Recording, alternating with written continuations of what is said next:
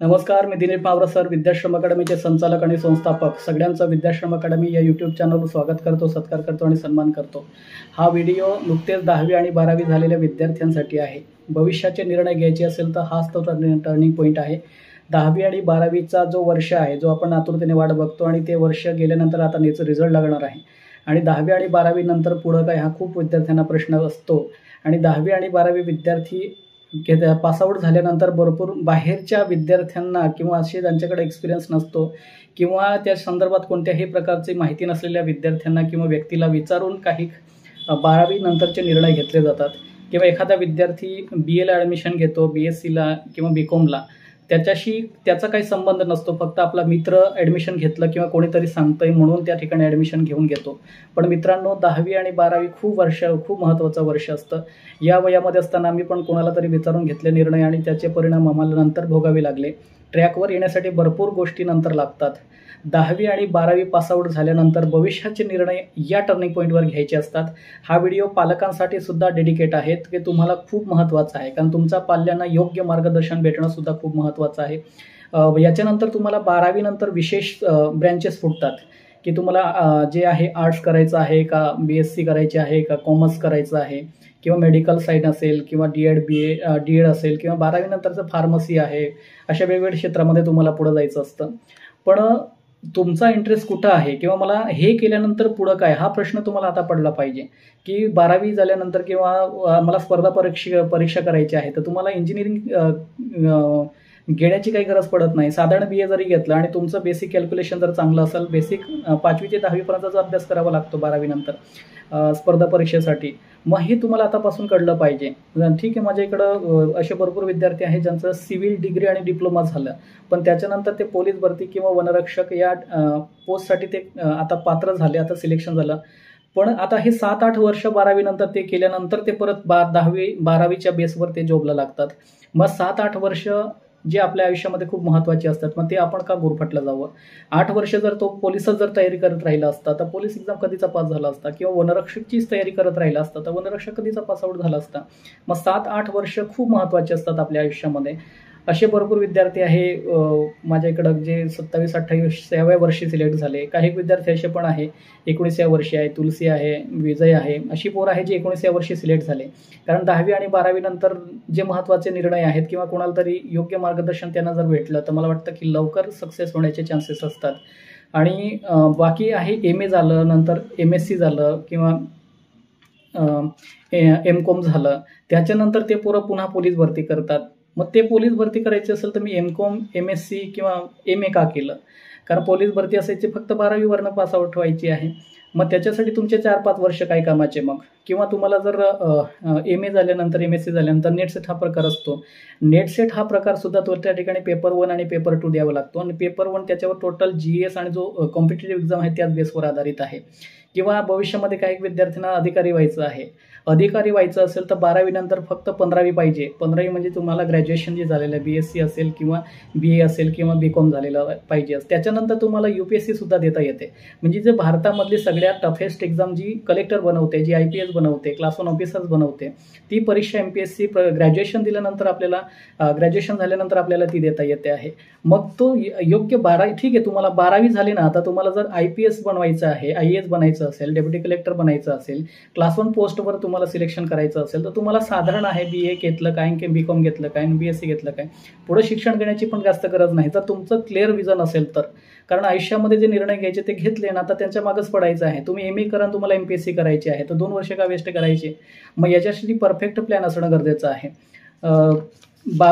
बाकीचे विद्यार्थी आहेत, नेमकं स्पर्धा परीक्षाच महत्त्वाची का, किंवा स्पर्धा परीक्षा नाही केलं तर बाकी ठिकाणी व्यतिरिक्त काही आम्हाला वॅकेन्सीज आहे का? ठीक आहे, तुम्हाला टीचिंग फील्डमध्ये जायचं आहे, DED करायचं आहे किंवा त्याच्यानंतर MA केल्यानंतर मला नेट सेट करायचं, नंतर मला प्रोफेसर किंवा टीचर व्हायचं आहे.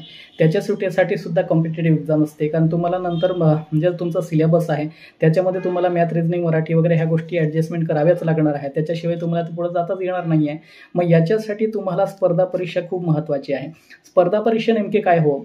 स्पर्धा परीक्षा ही 5वी ते 10वी पर्यंतचा जो सिलेबस असेल त्याच्यामध्ये मराठी आहे, मॅथमॅटिक्स आहे, जिओग्राफी आहे, पॉलिटी आहे, हिस्ट्री आहे, सायन्स आहे, असे पॉलिटिकल सायन्स आहे, असे भरपूर सब्जेक्ट आहे जे आपण 10वी पर्यंत आपण शिकलेलो आहे. तेच तर सब्जेक्ट आपल्याला रिटर्न स्टडी करायचं आहे. त्याच बेसवर आपल्याला स्पर्धा परीक्षा जिंकता येते. आता आम्हाला सुद्धा 5वी ते 10वीचे पुस्तकं आम्हाला आज सुद्धा रीड करावे लागतात. त्याच्यानंतर पुन्हा टीचिंग करावी लागते. एवढं महत्त्वाचं आहे. पण 5वी ते 10वीची पुस्तकं खूप महत्त्वाची आहे हे आपल्याला कोणी सांगणार आहे? कोणी सांगत नाही आहे. म्हणून विद्यार्थ्यांना सांगतो, तुम्हाला आता विजन ठरवा. आता तुम्हाला काय करायचं ते ठरवा. मला कलेक्टर व्हायचं असेल तर तुम्हाला 15वी करा आणि त्याच्यानंतर परफेक्टली लागा, है ना. आणि त्याच्यानंतर दुसरी गोष्ट आहे की मला पोलीस भरती करायचं असेल तर 12वी नंतर लगेच पोलीस भरती करता येते ना. त्याच्यासाठी काय डिमांड आहे? फिजिकलला तुम्ही फिट असणं गरजेचं आहे. 3 इव्हेंट आहे पोलीस भरतीमध्ये. लेखी 100 मार्काचे, ग्राउंड 50 मार्काचा. त्याच्यापैकी तुम्हाला 130+ स्कोर आणायचा आहे. तुमचं सिलेक्शन होत आहे. आणि PSI असं बनायचं असेल तर तुम्हाला मेनचं स्ट्रक्चर बघावं लागेल. त्याच्यामध्ये मराठी आहे, इंग्लिश ग्रामर आहे, GS आहे, मॅथ रिझनिंग आहे, प्रिलिम्सला मॅथ रिझनिंग आहे. मॅथमॅटिक्स म्हणजे गणिताचा विषय हा जो आहे तो खूप महत्त्वाचा रोल प्ले करतो स्पर्धा परीक्षामध्ये. आणि विद्यार्थ्यांना मला विशेष सांगावंसं वाटतं या गोष्टीमध्ये, मी नेहमी सांगतोच.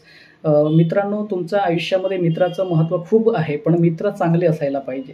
योग्य मार्गदर्शन भेटत असेल किंवा आपले मित्र जर कधी आपल्याला जीव लावणारे असेल, पण ते चांगल्या क्षेत्रामध्ये तुम्हाला पुढं नेणारे मित्र पाहिजे, ना की चांगल्या गोष्टीसाठी सपोर्ट करणारे.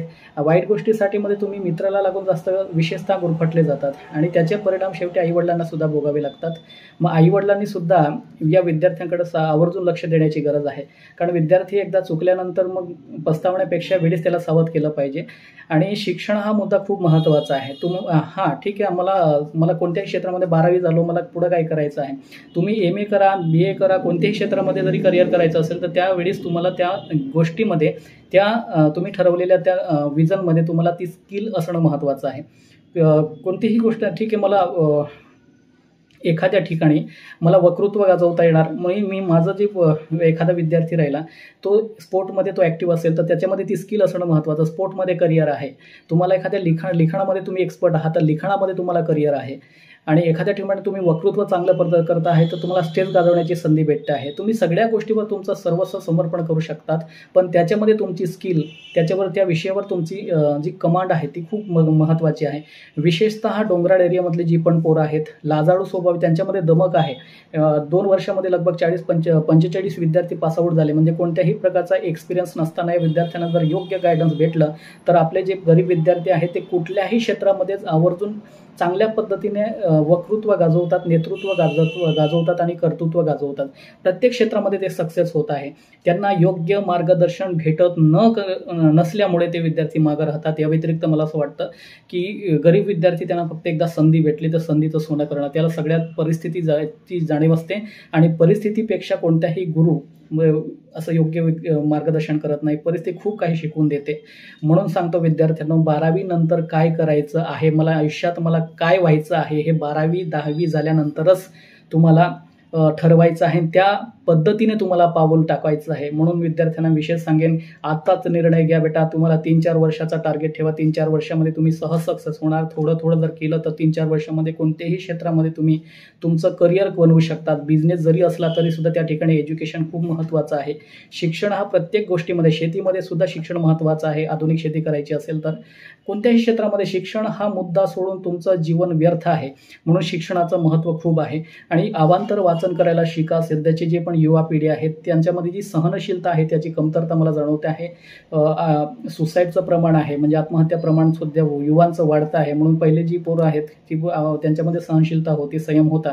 पण सध्याचे विद्यार्थी आहेत त्यांना स्पष्ट लगेच परफेक्ट सक्सेस पाहिजे असं होण्यास शक्य नाही आहे. पण विद्यार्थ्यांना परत एकदा आवर्जून सांगेल, 10वी-12वी नंतर योग्य निर्णय घ्या. तुम्हाला जर व्हायचं असेल पोलीस तर त्या पद्धतीने कसं जाता येणार, UPSC करायचं असेल तर त्या पद्धतीने पुढं कसं जायचं असेल त्याचं स्ट्रक्चर थोडीफार माहिती घेण्याचा प्रयत्न करा. आणि जे व्हायचं आहे त्याच्यासाठी पुढं जा. फक्त स्वप्न बघायला सोडू नका. स्वप्न बघण्यासाठी कोणत्याही प्रकारचा पैसा येत नाही. अभिमानाने जगा, चांगल्या पदावर जा, चांगल्या क्षेत्रामध्ये पुढं जा आणि तुमचं आणि तुमच्या आईवडिलांचं नाव रोशन करा. तुम्ही सक्सेस झालात, आईवडिलांना कोणत्याही प्रकारची पैशाची अपेक्षा नसते, फक्त माझं पोरगं वाया गेलं नाही याचं समाधान आईवडिलांना खूप मोठं भेटतं. म्हणून सांगतो विद्यार्थ्यांना, आयुष्याचा निर्णय घ्या आणि पण तो चांगला घ्या आणि एकदा जर कधी स्वप्न ठरवलं तर सर्वस्व समर्पण करा आणि त्याच्या पाठलाग करा. आणि आयुष्यामध्ये यशस्वी होण्यासाठी स्पर्धा लागते, स्पर्धामध्ये तुम्ही लागतात. तुम्ही फक्त मनाने हारू नका आणि एकदा तुम्ही मनाने हरलं नाही तर आवश्यक नेहमी जिंकतात. मग तुम्ही खूप यशस्वी व्हावं, पुढं जावं आणि यासाठी 10वी 12वीच्या विद्यार्थ्यांना मला खूप पुढच्या आयुष्यासाठी खूप साऱ्या शुभेच्छा. Thank you so much.